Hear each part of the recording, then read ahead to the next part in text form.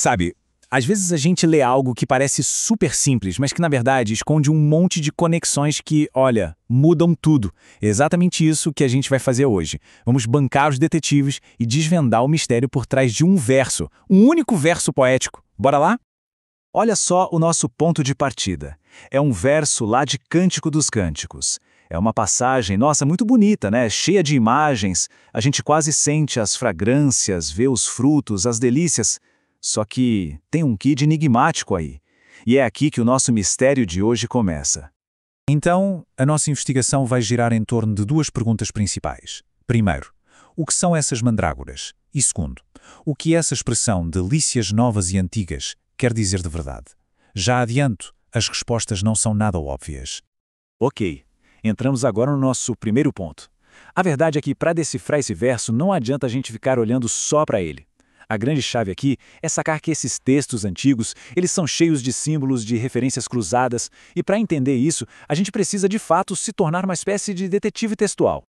E a nossa primeira pista, olha que interessante, ela não está nem perto de Cântico dos Cânticos.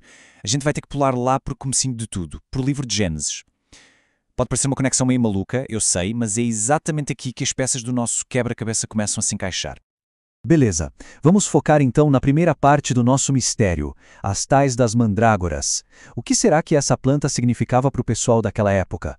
A resposta, curiosamente, está no meio de uma baita história de rivalidade familiar. Pois é, lá em Gênesis, as mandrágoras aparecem num contexto bem diferente. Não tem nada de poema de amor aqui. É puro drama familiar e dos intensos.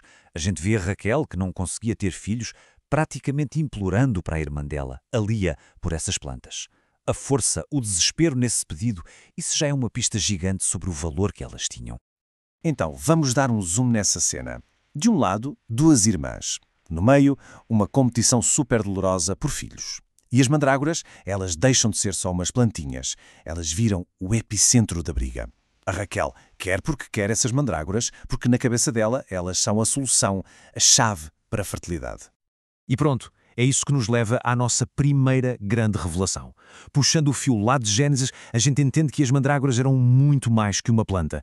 Eram um símbolo poderosíssimo. Elas carregavam a ideia de amor, de desejo e, o mais crucial de tudo, a promessa de vida, de fecundidade.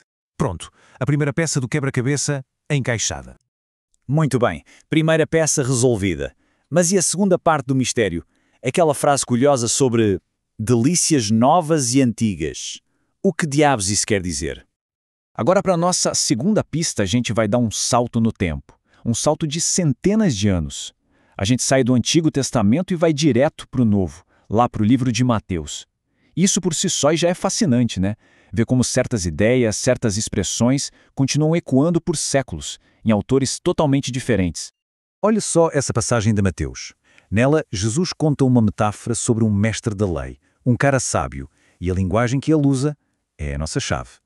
Ele diz que esse mestre tira do seu tesouro coisas novas e velhas. Opa! Percebeu?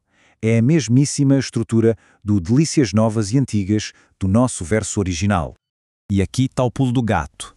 Na metáfora de Jesus, quando o mestre tira coisas novas e velhas do tesouro, ele não está falando de objetos, de coisas físicas. O ponto é outro. Significa apresentar a sabedoria por completo.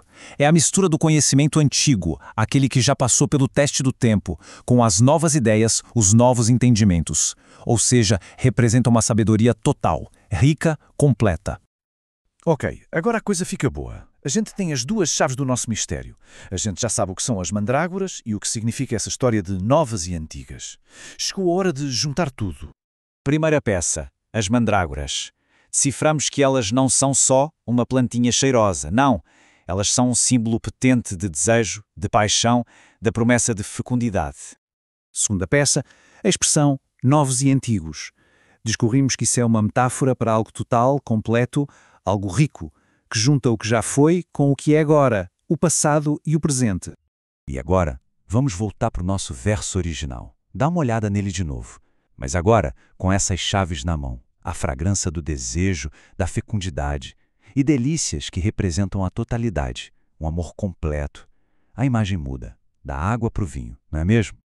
Com as nossas pistas decifradas, a gente pode finalmente mergulhar no significado mais profundo que se esconde por trás dessa poesia tão bonita.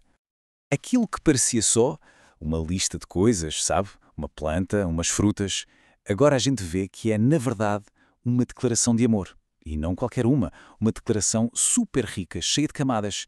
Isso mostra, de uma forma brilhante, o poder que os símbolos têm. Vamos quebrar essa declaração em partes para entender melhor. Primeiro, o perfume das mandrágoras. Isso é a paixão, o desejo pulsando forte.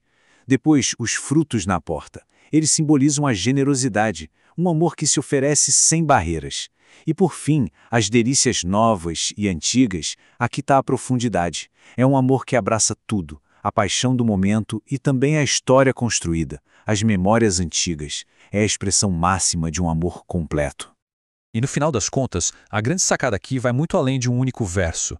O que a gente vê é como um texto tão complexo, escrito ao longo de séculos, usa símbolos para criar várias camadas de significado. E para entender de verdade, às vezes o jeito é esse, conectar os pontos, mesmo que eles estejam em livros e contextos completamente diferentes. E isso tudo nos deixa com uma pergunta para pensar, né? A gente conseguiu decifrar um código aqui, aprender a olhar com um pouco mais de profundidade. Fica a questão, que outras conexões, que outros significados escondidos será que não estão esperando para a gente descobrir nos textos que a gente lê todo dia? A caça ao tesouro parece que está só começando.